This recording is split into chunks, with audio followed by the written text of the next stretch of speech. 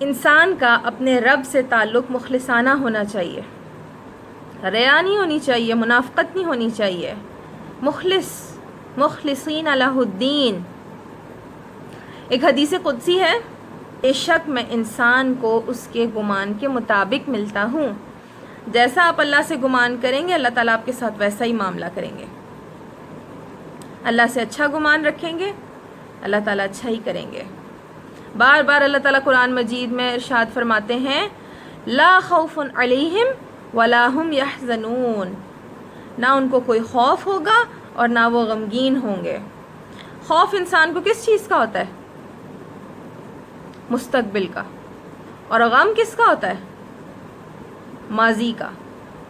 اور ہم اپنا حال اپنے مستقبل اور ماضی کے درمیان برباد کر دیتے ہیں۔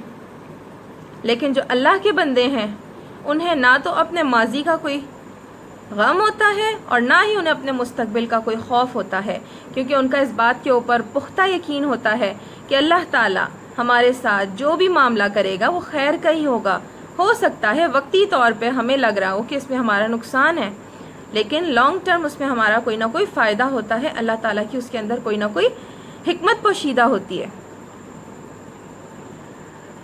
ایک اور جگہ اللہ تعالیٰ قرآن مجید میں ارشاد فرماتے ہیں کہ وَعَسَىٰ أَن تَكْرَهُوا شَيْئًا وَهُوَ خَيْرٌ لَكُمْ وَعَسَىٰ أَن تُحِبُّوا شَيْئًا وَهُوَ شَرٌّ لَكُمْ۔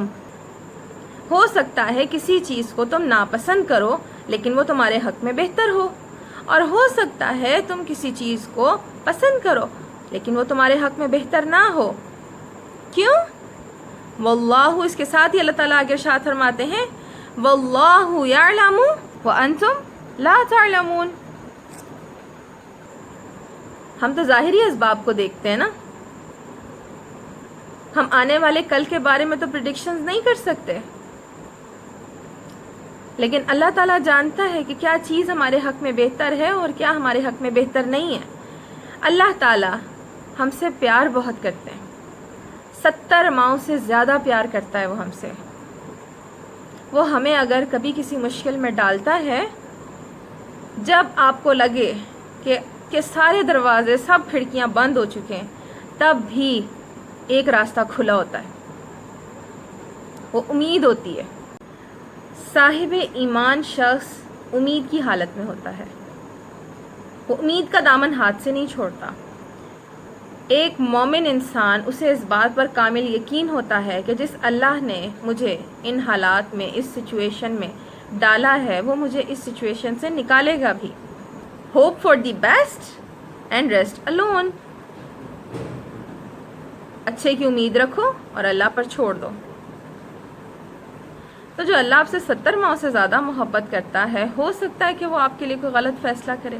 ہم ظاہر کو دیکھتے ہیں، ہمیں نہیں معلوم اس کے پیچھے کیا چیز پوشیدہ ہے، ہمارا رب ہم سے کیا چاہتا ہے، مطلوب خداوندی کیا ہے، ہمیں کیا کرنا ہے، راضی برضائے الہی۔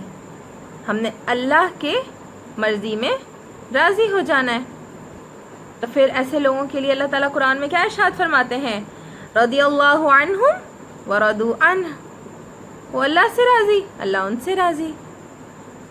آپ اللہ کی طرف چل کے جائیں اللہ دوڑ کے آئے گا، آپ اللہ کی طرف ایک بالش چلیں گے اللہ تعالیٰ ایک ہاتھ آئے گا۔ اللہ کو دل میں یاد کرو گے اللہ بھی آپ کو اپنے جی میں یاد کرے گا۔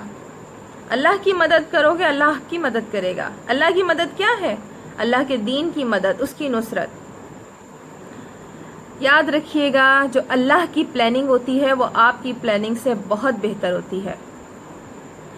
آپ نے امید کا یہ دامن اپنے ہاتھ سے نہیں چھوڑنا کہ جو بھی ہو رہا ہے وہ میرے بھلے کے لیے ہو رہا ہے۔ جو رب موسیٰ علیہ السلام کے لیے اور ان کی قوم کے لیے سمندر کو 2 ٹکڑے کر سکتا ہے، 2 حصے کر سکتا ہے، بیچ میں راستہ بنا سکتا ہے، یوسف علیہ السلام کو کنویں کی گہرائی سے نکال سکتا ہے،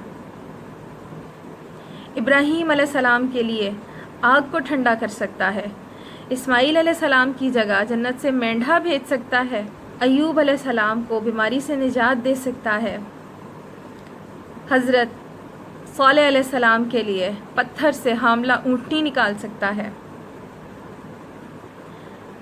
جو رب یونس علیہ السلام کو مچھی کے پیٹ سے رہائی دے سکتا ہے، تو جو رب اتنا کچھ کرنے پر قادر ہے، ہماری پریشانیاں، ہماری مشکلات، کیا وہ انہیں حل نہیں کرے گا؟